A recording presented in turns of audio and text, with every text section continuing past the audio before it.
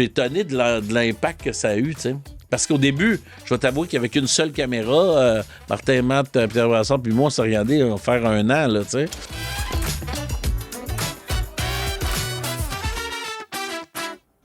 J'en ai parlé en intro. Caméra Café, je pense que c'est un incontournable dans ta carrière. Comment que c'est arrivé, ce projet-là? T'avais déjà connu Pierre Brassard. Est-ce que c'était... Ben, tu sais, Courtemanche réalisait. Tu te souviens que je connaissais bien Courtemanche, mais c'est pas par Michel que c'est arrivé, c'est par François Roson, en fait. Je travaillais sur un projet avec François Roson, qui était le producteur. Puis si je me souviens bien, là, j'ai d'un coup un moment qui me vient en tête, c'est qu'à un moment donné, je suis allé dans son bureau pour un projet. Puis à la télé, il est en train de visionner Caméra Café France. Parce qu'il était en France avant, mais juste 3 ans en France. Nous autres, on l'a fait 10 ans quand même. Puis là, je regarde, puis il y a comme mon personnage qui arrive, là, celui que j'allais faire. Puis je fais « Hey, je pourrais jouer ce personnage-là, moi. » Puis je l'aimais beaucoup. Je dis « Je serais... » Puis là, François, il fait « Ah! » Puis là, ils en ont parlé, j'imagine. Je ne sais pas comment ça s'est passé après. Puis après, ils m'ont appelé pour le pilote. Puis le pilote, on était une dizaine de comédiens. Puis les 3 qui ont gardé, c'est Matt, Brassard et moi. Okay. Puis les autres ont tous été remplacés finalement. Puis là, on est parti. Puis là, ça a duré 10 ans. Moi, j'ai fait les 10 ans. Martin Matt n'a pas fait les 10 ans. Hein. Il a fait 7 ans, peut-être. 6-7 ans. Puis Brassard aussi, ouais, à peu près 6-7 ans. Ils ont quitté à un moment donné. Martin, il m'a dit quand je vais quitter, l'émission va... Non, elle a duré. Ouais, c'est ça. Mais c'est ça. Fait que, donc, ça a duré 10 ans. J'ai beaucoup aimé ce personnage-là. Beaucoup de fun. Je vais t'avouer qu'à la fin, on était un peu tannés. Ah, OK. Pour être honnête, là. Puis d'ailleurs, c'est pas la station qui nous a déplugués, c'est nous autres on a pris la décision, les auteurs. Je pense Savard était tanné, Benoît Gagnon était tanné. J'avais écrit, moi aussi, des sketchs là-dedans. Puis on était des émissions, puis on était un peu tanné, tout le monde. Moi, on revenait toujours au même. J'étais tanné de ça. J'avais le goût de faire d'autres personnages, fait que j'ai quitté. Puis je voulais me concentrer plus sur le cinéma puis le théâtre après. Puis c'est ça qui est arrivé. Mais là, je n'ai fait que ça. Fait que là, j'aimerais retourner à la télé éventuellement, réessayer un retour à la télé, ouais. On te le souhaite. Puis justement, toi, tu es impliqué même au niveau de l'écriture. Ouais. Au début, c'était quoi? C'était pas traduire, que refaire ce qui a été fait en France, puis à un moment donné, vous avez mis un peu votre touche? Ouais, au début, ce n'était que François Havard. Okay. François Havard, c'est lui qui faisait ça presque tout seul parce que c'était de l'adaptation. Puis à un moment donné, quand il est arrivé, genre, c'était 80% français, 20% création là, québécoise. Puis après, quand on est arrivé au bout des sketchs français, à chaque année, il y avait de plus en plus de Québécois, mais à la fin, c'était que du Québécois. Donc, c'était juste Puis là, c'est là qu'il a demandé de l'aide un peu à moi, puis à Benoît Gagnon aussi. Fait que donc, on a mis la main à la roue, là, mais François a continué, puis c'est beaucoup Benoît Gagnon qui en a écrit le plus. Là. Moi, j'ai vu que je jouais dedans, tu sais, il faut que j'apprenne mes textes aussi. Là. Puis il y avait beaucoup de textes quand même, Sylvain, dans la Caméra Café. Fait que donc, c'est ça. Mais à partir de je dirais, de la 4e année de mémoire d'homme, là, à partir de la 4e année, ce n'était que du texte conçu par les Québécois. Ben oui, parce qu'ils ont fait juste 3 ans. C'est ça. Puis c'était pas pareil, parce que les autres, c'était pas des demi-heures. C'était des comme 5-10 minutes avant les nouvelles. Ouais. Fait que, puis ça a duré 3-4 ans, mais c'était l'équivalent de 3 ans pour nous, admettons. Puis nous, on a continué les 10 ans. Là. C'est quels sketchs les plus mémorables que tu te souviens? Ah, il y en a tellement. Ça, c'est très dur. Il y en a tellement. Mais il y en a que j'ai beaucoup ri puis j'ai beaucoup aimé faire. Je me souviens d'un... Écoute, ce sketch-là, il peut pas s'écouter aujourd'hui. C'est avec Didier Lucien. Puis là, je veux rentrer dans sa gang, moi, évidemment, je te parle des sketchs dans lesquels j'étais. Puis je veux rentrer dans sa gang. Tu sais, il est nouveau dans le bureau. Je veux m'habiller comme lui, tu sais, en rapper, tout ça. Mais lui, il n'est pas habillé vraiment en rapper. Mais tu sais, c'est tous les clichés qui passent par la tête. Puis le français aussi, qui était joué par un comédien belge dont je me rappelle plus du nom, mais qui était excellent, qui jouait le français. Puis là, dans le Caméra Café, on défaisait tous les clichés. Là. On poussait c'était de la caricature. Hein? Ouais. J'ai adoré faire ça parce puis en plus, c'était comme du théâtre. On arrivait... côté jardin, côté cour, on arrivait en avant, on jouait. Puis Michel était tellement bon pour nous diriger dans cette énergie-là. Pierre Paquin aussi. Non, c'était 10 ans mémorables. Il n'y a pas eu d'engueulade sur ce plateau-là que je me souvienne. Pas de chicane. Moi, je m'entendais bien avec 99,9% du monde là-dessus. Là. Il y a juste 0,1%. Ouais, il y a 0,1% qu'on parlera pas. Il est juste venu un épisode. Ouais, il est pas revenu. Non, mais ça allait bien. C'est 10 années mémorables. Puis le public... mais ce que je réalise, c'est que ça a beaucoup été écouté après aussi. Tu sais, mais beaucoup en loop, là, comme une série culte un peu. Fait que les gens me parlent qui ont écouté ça hier encore, là. C'est où j'avais une entrevue avec Mario Lirette samedi qui me parlait qu'il venait d'écouter les Caméra Café la veille. Tu sais, fait que donc je suis étonné de l'impact que ça a eu, tu sais. Parce qu'au début, je vais t'avouer qu'avec une seule caméra, Martin, Matt, Pierre Brassard, puis moi, on s'est regardé faire un an, là, tu sais. Ah ouais, on pensait pas, on savait pas. Puis les codes d'écoute étaient bonnes au début, puis après, ils ont diminué, mais après ça, ils ont monté, là, 2e, 3e année, puis après, ça a bien été tout le long. Donc, c'est une série chérie pour moi. Il y a eu de la reprise là, qu'ils ont faite, qui a moins bien été. Là, mais... Puis, tu sais, as-tu l'impression, justement, parce que tu étais auteur, puis tu jouais les textes aussi, as-tu l'impression que c'est... Ben, tu parlais de Didier Lucien, etc. Si tu dis les textes, tu as l'impression qu'ils pourraient plus jouer vraiment ou qu'ils passeraient moins. Tu sais, toi, t'étais intimidé, tu sais, il y avait des intimidateurs, c'est vrai. lâche les lunettes puis on te casse la gueule, tu sais. C'est vrai. Mais c'est un exemple, mais non, mais c'est un bon exemple, parce que mes enfants étaient jeunes, puis je suis allé dans une école pour parler d'intimidation. Puis je leur ai expliqué que, tu sais, tu ris parce que le gars, il se fait intimider, mais dans le fond, les gars qui intimident Sylvain, ils sont caves. C'est ça qu'il faut que tu comprennes. C'est qu'ils sont caves. Donc, c'est comme une critique d'eux en même temps. C'est ça qu'il faut... Parce qu'il fallait que j'explique ça aux jeunes, tu sais. Puis c'est là que je me suis dit, c'est vrai, mais il y a des gens, des fois, qui voient tout au premier niveau, tu sais, comme des critiques. Fait que, qui voient tout au premier niveau. Donc, ils ne capteront pas que, dans le fond, c'est un jugement qu'on porte sur ça. Puis aussi, un jugement un peu sur Sylvain, comme écoute... je sais pas, sors un peu de tes retranchements, deviens quelqu'un, tu sais, affirme-toi, quelque chose, tu sais, t'as le goût de dire affirme-toi, puis c'est un peu ça, l'humour, hein, c'est pas de ménager tout le monde, l'humour, c'est tout à fait l'inverse de ça. Il faut que ça soit des fois un peu piquant. Corrosif. Ouais, corrosif, je pense. Ouais.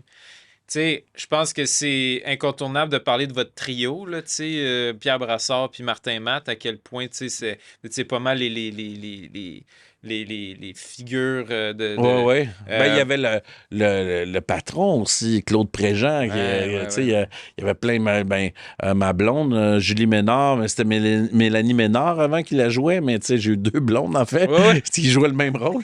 Mélanie Ménard puis Julie Ménard, Catherine Florent, Mario... On l'a reçu, Julie, puis elle a parlé. On l'a reçu ici, puis elle parle que chaque semaine, elle se fait parler de cellulaire, le sushi, etc. Ah oui, ça, c'est 2 bons sketchs, d'ailleurs, cellulaire, sushi. Puis à chaque semaine, tu sais, le monde ne croit pas ça, là. Mais c'est presque à chaque jour. Ça me fascine. Toi aussi, quoi. Ah oui, à chaque jour, si je me fais... Il y a quelqu'un qui me dit, qui me parle en Sylvain, pas à chaque jour, mais là, c'est peut-être à chaque semaine, mais je veux dire, des fois, ça arrive souvent, là. On me reparle de ça, c'est... Puis le fait que ça roule sur Prise 2 aussi, je sais pas, puis ça a roulé aussi sur des captures, je sais pas trop, là, de sites genre TikTok, tout ça. YouTube, là. etc. C'est ça. Ouais, ils ont en intégral et tout. Ouais, puis Martin, c'est un humoriste qui me fait beaucoup rire. J'adore sa plume dans les beaux malaises hallucinants. Mais son énergie avant de rentrer en... Tu sais, quand on comptait le décompte 10, 9, 8, 1, tu sais, action, là, tu sais, 3, 2, 1, action. Lui, il se build comme ça, là, tu sais, il vient comme nerveux, volontairement, il vient comme énergique. Moi, je m'en vais dans le calme avant l'action. Faut que je me concentre sur... Ça marche pas. Des fois, il me pitchait des scènes. Il pognait du change, il me pitchait en arrière. Moi, j'attendais en arrière. Puis ça me déconcentrait total. Il y a ça. Il t'intimidait même avant la take. Ouais, c'est ça. Il se mettait dedans, là, tu sais. Puis ça marchait moyen, je te dirais. Mais sinon, j'ai beaucoup aimé l'humour de ces gars-là. Ils m'ont fait beaucoup rire. Pierre Brassard, c'est le gars qui est incapable d'avoir une note de jeu physique pendant qu'il y a beaucoup de texte. OK. Ben, je sais pas comment expliquer ça, mais admettons qu'il faut qu'il prenne un pic pour brasser son café. OK?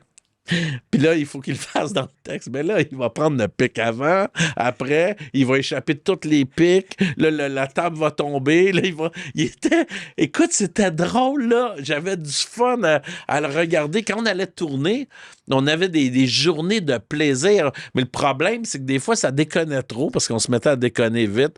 Les bloopers en sont la preuve. Et moi, j'allais chercher mes enfants à 5h30, 6h, là. Puis on tournait souvent de 9 à 5. Quand ça déconnait, on faisait 5h30, 6. Puis là, j'étais pogné, je pouvais pas aller chercher mes enfants à la garderie, tu sais. Fallait que j'appelle quelqu'un pour y aller. Fait que moi, je checkais ça, je devenais nerveux quand ça commençait à être un peu plus... quand ça déconnait plus, là, je disais, là, on se calme les gars, on essaie de le faire, là. Puis Courtemanche, je faisais quoi pour vous ramener à l'ordre? Beaucoup. Ben, il essayait, mais lui aussi, il rit. C'est un bon rieur, Michel. C'est un spectateur incroyable. Là. Tu veux Michel Courtemanche dans ta salle. Il riait. Puis tu sais, quand je jouais, puis je faisais quelque chose physique, là, salut, n'importe quoi de physique, puis que Michel riait en arrière de là, je savais que c'était bon. Puis quand, moi, j'avais vu Michel toute ma vie jouer, puis il me faisait rêve que quand il riait, c'était comme un peu un méga compliment pour moi. Mais c'est ça qui était ton inspiration à la base. Là, tu dis qu'on t'en parle à peu près à chaque semaine, disons. Y a-tu des sketchs ou des moments en particulier que les gens se rappellent plus, ou c'est vraiment le personnage? Je sais qu'ils se souviennent de toutes mes répliques, là, tu sais, mes patois, là, salut. Ouais, puis toutes les petits pépères, crème bin, ils se souviennent de toutes les patois. Puis j'ai réalisé l'impact de ça quand j'étais en vacances après la 2e ou 3e saison, où j'étais dans le sud avec ma blonde puis mes enfants. Puis à un moment donné, le monde marchait. Il y a beaucoup de Québécois, on était en République dominicaine, puis ils marchaient, puis ils ne m'avaient pas vu encore, c'était la première journée ou 2e journée, c'était pas du monde qui m'avait vu, là. Puis là, ils se criaient l'un l'autre, « Salut, salut, salut! » Là, je fais, « Qu'est-ce que c'est ça, tabarnak? » Ils se font des saluts sur la beach, tu sais. Puis ils imitaient le personnage. Fait que là, j'ai dit, OK, la série est populaire. Là, ça fonctionne. Ben ouais, définitivement. Il y avait beaucoup de café dans cette émission-là. Beaucoup. C'était du vrai café? Il était froid? Il était Moi, chaud? je prenais souvent du vrai café, beaucoup. Le matin, beaucoup de café. Beaucoup d'autres prenaient du Coke. Il y avait du Coke. Mais une des anecdotes qui est arrivée assez incroyable aussi, c'est qu'à un moment donné, j'avalais une espèce de déclencheur qui vibre, là, tu sais, une histoire de portefeuille. Le personnage de Pierre avait piqué ça dans un portefeuille, l'avait mis dans mon verre. Puis là, il fallait que j'avale ça d'une shot, mais c'était pas vrai. Puis le verre était censé être tout le temps du coke froid, tu sais. Puis à un moment donné, c'était du café. Ils sont trompés. Fait que là, avant la première take, puis c'était la première take officielle, ils sont trompés. C'était du vrai café. Je prends le verre. Et moi, je le cale d'une shot, mais du café bouillant. Je capotais. Café bouillant. Ils sont juste trompés de verre. Puis c'est arrivé une couple de fois des erreurs comme ça. Comme, entre autres, la caméra était là. Puis à côté de la caméra, il y avait une espèce de matelas quand on me frappait ou je tombais sur le matelas, tu sais. Puis à un moment donné, je tombais de haut, je pense que c'était avec les frères Rougeau, ils me pitchaient comme ça à l'envers avec un des Rougeau. Il y avait comme un combat, le Rougeau venait dans le caméra café, puis il me prenait, puis il me pitchait, puis je faisais beaucoup de cascades là-dedans. Et le gars avait enlevé le coussin. Il pensait que cette scène-là était finie, puis on faisait... Fait que je suis tombé sur le ciment, ça a fait un bruit. Tout le monde a arrêté de bouger dans la caméra café. Tout le monde a arrêté. Michel, il pensait que j'étais mort. On a entendu mes os, tu sais, crac. J'ai été sonné, mais j'étais correct. Tu sais, j'ai pas eu de commotion cérébrale, rien. Je suis tombé quand même juste sur mais d'assez haut quand même. Il arrivait souvent des petites anecdotes comme ça, mais rien de trop dramatique. Mais tu sais, à un moment donné, tu me parlais d'un accident d'auto. Ça, c'était pas sur le tournage, ça. Un accident d'auto? Oui. Pas sur le tournage. Non, mais je sais pas. C'est peut-être moi qui ai mal pris T'as mal pris les notes. notes. Là, tu mélanges avec un vrai accident que j'ai eu. pendant le tournage? Non, pas en 2 saisons. OK. Ah oui, c'est peut-être ça que tu mélanges. C'est que, à un moment donné, j'ai eu un gros accident. Mon visage a été défiguré, il était recousu, tu le quittes. Puis, la gang de la production était assez nerveuse. La production nerveuse, parce qu'il avait peur que je sois trop défiguré pour faire le rôle. Fait que rapidement, ils sont venus me voir pour voir si j'étais correct, tu sais, puis finalement, tout s'est replacé. On fait venir des gros chirurgiens, tout ça. Mais au début, j'étais vraiment magané. J'avais le sourcil là. Un accident d'auto. Ouais, je me suis endormi au volant après un tournage de Ben et Jarod. Fait que c'est ça. Aïe. À cause il y avait trop d'heures de tournage. Ah, c'était l'enfer. J'avais tourné pendant 1 semaine au Corona. Puis on travaillait de 9 à 10 parce qu'il y avait la captation à 8. Ça finissait à 10 11. Fait que je faisais des grosses journées. Puis j'arrivais en plus de bonne heure pour pas payer le trafic de Montréal. Fait que j'arrivais comme à 6 heures du matin. Je m'installais dans un resto à déjeuner. Puis je revisais mes notes de la journée pour la réalisation puis la mise en scène. Fait que là, quand on arrivait... le soir à 11h, tu sais, j'avais eu ma grosse journée. Puis la dernière journée, donc 5 jours de ça, ben on n'a pas soupé parce qu'il y avait un problème dans la mise en scène, tout ça, puis le monde s'en venait pour la captation. C'était une captation devant le public. Fait qu'on a décidé de relayer souper plus tard, après le tournage, hein, comme vu que c'était la dernière journée, on a soupé. Puis après, je suis parti chez nous, je me suis endormi. Le sucre m'avait pompé un peu avec le café. Le down après le sucre, c'est comme si j'étais dans mon lit. Fait que j'ai eu un grave accident, puis c'est ça. Puis donc, c'était en 2 saisons de Caméra Café. Fait qu'il y a eu la peur que je puisse plus rejouer, là. Ouais. Mon sourcil, écoute, au début, j'étais comme ça. Tout le monde, quand il me voyait avec le sourcil de même, je fais souvent la blague, et il était tout étonné. Il me disait, toi, t'as de l'air étonné de nous voir. C'est ça, la blague. T'as de l'air étonné de me voir. Mais non, je suis juste cousu comme ça. Au moins, t'es encore en forme. On est content que tu sois encore parmi Moi, j'avais rien là, aux jambes, à la colonne, rien. C'était vraiment la face. Là. J'ai eu la porte qui m'a ouvert la face. Ouf. Ouais. C'est marquant, comme on dit. Hein? Ça, c'est très marquant. Puis, tu sais, c'est des longs tournages. C'est sur 10 ans, j'imagine, des fois, t'étais peut-être pas trop en forme. Est-ce que des fois, tu avais joué malade ou tu avais joué... Oui. J'ai une anecdote, je sais pas si les gens soupent à la maison, mais j'ai des anecdotes horribles là-dessus. C'est que quand tu tournes, tu sais, des fois, tu es malade. Nous autres, on ne pouvait pas vraiment déplacer les journées de tournage. C'était très complexe. C'était replacer tout le monde, tu te le quittes. Puis c'était 2 studios aussi? C'était un studio. C'était un studio. Puis à un moment donné, moi, j'avais je vomissais. J'avais le gastro, je sais pas trop. Je vomissais beaucoup. Puis là, j'avais plein de scènes à jouer le matin. Puis là, je m'en vais voir Pierre Paquin, qui était réalisateur. Puis je dis, j'ai la gastro, là, je vomis. Puis dans le sketch de la première scène, c'est Martin Drainville. Moi, je prends un café, puis j'y crache à pleine face. Là, je dis, Martin, j'ai la gastro. Et Martin, il est tellement teamer. Il dit, je vais me tenir tout fermé de même. Il dit, crache-moi dans la face, puis après ça, je vais aller me laver tout de suite. Fait qu'on l'a tourné pareil, mais j'avais des sueurs, je filais pas. Puis, tu sais, des fois, tu pourrais canceller. Tu sais, normalement, tu cancelles, mais tu sais, on était tellement tête au niveau du budget dans Caméra Café, tu te la quittes, surtout c'était les premières années. Non, c'était la 4e, ça. Si Martin Drainville était là, c'était peut-être la 4e. Mais on ne pouvait pas déplacer la journée de tournage. Donc, j'ai tourné malade, tu sais. Ça arrive, tu sais. C'est jamais le fun, ça. Non, c'est jamais le fun. Mais je revois Martin qui me dit, Martin Drainville qui dit, oui, crache-moi dans la face, je vais me tenir fermé. Puis j'ai craché dans la face avec la gastro. Il est willing en tabarnane. Puis tu sais, tu parles de budget, même à l'époque, on parle, tu sais, c'était quoi, 2005 peut-être, ta 4e saison, etc. Même à l'époque, les budgets, c'était serré. C'était serré. Mais sauf que Caméra Café, on avait la chance que le décor était payé depuis longtemps, on imagine. Fait que l'argent était beaucoup sur les comédiens. On avait des bons salaires quand même pour l'époque. Puis c'était les tournages en général, c'était pas mal du one take que vous faisiez ou c'était beaucoup de reprises? Il y avait beaucoup de reprises, mais il n'y avait pas de répétition, donc c'était justifiable. C'est-à-dire, on répétait pas, on faisait une lecture au début de la saison pour voir que le sketch était bon ou pas. Puis après ça, on arrivait, puis la répétition se faisait devant le Kodak. Fait que vu qu'il n'y a pas plusieurs Kodak, mais ça se faisait bien. On faisait 2, 3 répétitions, 4 répétitions, puis après, on jouait carrément la scène.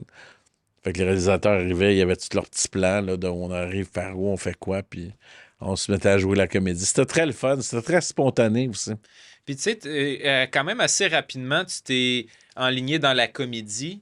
Ouais. Toi qui aimais beaucoup le cinéma, etc., pas que c'est rare comme choix, mais tu sais, en général, le cinéma, on y va plus dans le drame, dans ces trucs-là. Toi, c'est pas ça qui t'allumait. Au Québec, tout le monde veut se suicider dans un film, là.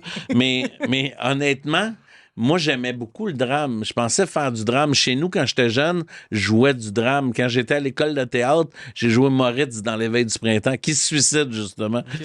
Mais j'aimais ça, sauf que à cause de Claude Legault puis de Martin Petit, ils m'ont emmené sa voie de l'humour, mais il faut dire que j'avais de quoi de comique. J'imitais Jerry Lewis jeune, fait que ça a marché, puis j'ai aimé ça. J'ai beaucoup aimé l'humour, mais c'est sûr que là, je pense à faire des films plus sérieux. Là. J'ai 2-3 projets de films plus sérieux. Là.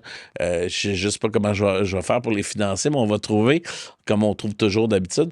Mais donc là, je suis sur quelque chose de plus sérieux. Puis effectivement, je suis allé beaucoup dans la comédie parce que ça fonctionnait. Tout ce qu'on faisait en comédie fonctionnait. Dans Caméra Café, ça fonctionnait. J'ai écrit au théâtre beaucoup de comédies qui ont fait des gros hits quand même. Mars et Vénus, Les Garçons, ça a super bien fonctionné. Et la série web, la série web a vraiment bien marché. Ça, c'était destiné à la télé. Hein. C'est la télé qui a refusé finalement de le faire. Mais les émissions avaient été achetées à Radio-Canada. Puis finalement, ils ont tiré la plug dessus quand ils ont changé la direction. Mais ça aurait dû être une émission télé parce qu'il y avait tout pour une espèce de sitcom où tu reviens tout le temps puis tu revois les mêmes personnages avec toujours des nouveaux personnages au restaurant. Toute la situation était bien installée et ça a été un méga hit sur les réseaux sociaux. Sans mettre aucune scène de pub. Là, organique. Organique, là, on a dépassé les millions de vues là, aujourd'hui, c'est ça. Garçon. Ça se passait dans un restaurant. Puis après ça, je l'ai transformé en pièce de théâtre à la demande d'un producteur.